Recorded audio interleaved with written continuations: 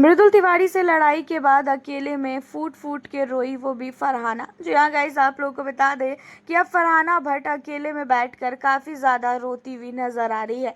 देखा जाए तो घर के अंदर फरहाना पहले तो मृदुल से फालतू की बातों पे लड़ाई करती है और जिसके बाद पूरा का पूरा घर जो है यहाँ पे फरहाना के खिलाफ खड़ा हो जाता है, क्योंकि ये कोई बात ही नहीं थी लड़ने की और ड्यूटीज़ ना करने को लेके ये इतना ज़्यादा लड़ाई कर रही है। उसका कहना ये है कि घर के अंदर मृदुल ने उसका मजाक उड़ाया सबके सामने और मृदुल ने काफ़ी गलत चीज़ें बोली मालती के साथ मिलके, एंड इसी वजह से उसने कह दिया है कि अब वो घर के अंदर चाहे कुछ भी हो जाए कोई भी ड्यूटीज़ नहीं करेगी।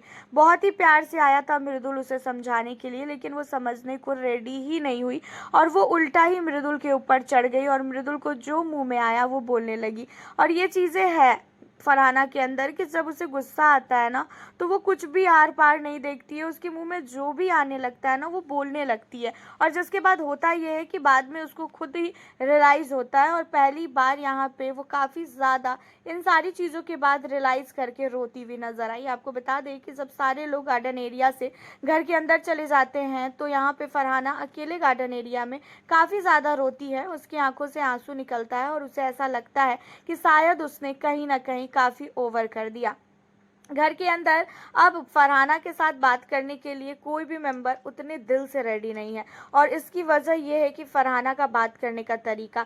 फरहाना जब बात करती है ना तो बहुत ही गलत तरीके से बात करती है। वो आगे पीछे किसी को भी नहीं देखती है, उसके जो मुंह में आता है वो चीज़ें वो बोलती है। और यहाँ पे उसने मृदुल की जो बात करने का तरीका है, उसका जो भाषा है, उस पर भी उसने उंगली उठाई और उसको लेके भी उसने बोला कि पहले तू अपने भाषा को देख कि तू कैसे बात कर रहा है। और मृदुल ने भी यहाँ पे बोला कि भाई तुझे यहाँ पे जितना लड़ने का पैसा दिया जा रहा है ना, मुझे इस घर में सिर्फ और सिर्फ बैठने का उतना पैसा दिया जा रहा है, ठीक है, समझ ले तू यहाँ पे।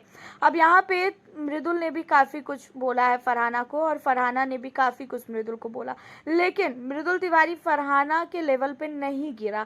जितना फरहाना बोली, जितना फरहाना ने गलत चीज़ें शब्द इस्तेमाल किया, उतना शब्द जो है यहाँ पे मृदुल ने इस्तेमाल नहीं किया अपने मुंह से।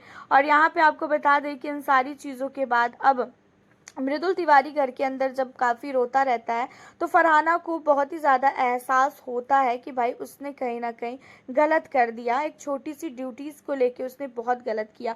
फरहाना नील तान्या से तेल लगवाती रहती है सर में और अपना सर का जो है मालिश करवाती रहती है और फरहाना भट्ट जो है उन्हीं सारी चीज़ों में फ्लो में वो मृदुल से बहुत कुछ बोल देती है।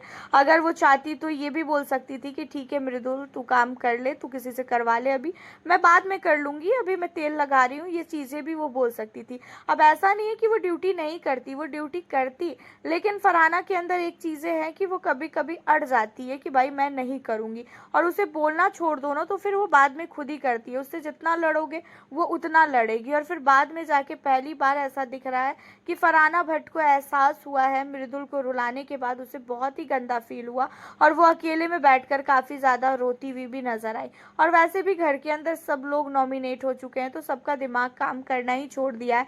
किसी को समझ ही नहीं आ रहा है कि भाई क्या बोले और क्या ना बोले और घर के अंदर सब एक दूसरे का सर फोड़ रहे हैं। फालतू ही बिना बात के घर के अंदर लड़ाई हो रही है और इसमें सबसे बड़ा हाथ कुनिका का है। कुनिका ने ही घर के अंदर ड्यूटीज ना करने की बात की थी और उसी की वजह से इतना सब कुछ हुआ। आपका क्या कहना है इन सारे मुद्दों पे? आप हमें अपनी राय कमेंट के जरिए ज़रूर बताना फरहाना और मृदुल की लड़ाई को लेके। फिर मिलती हूँ आप लोगों से अब मैं नेक्स्ट वीडियो के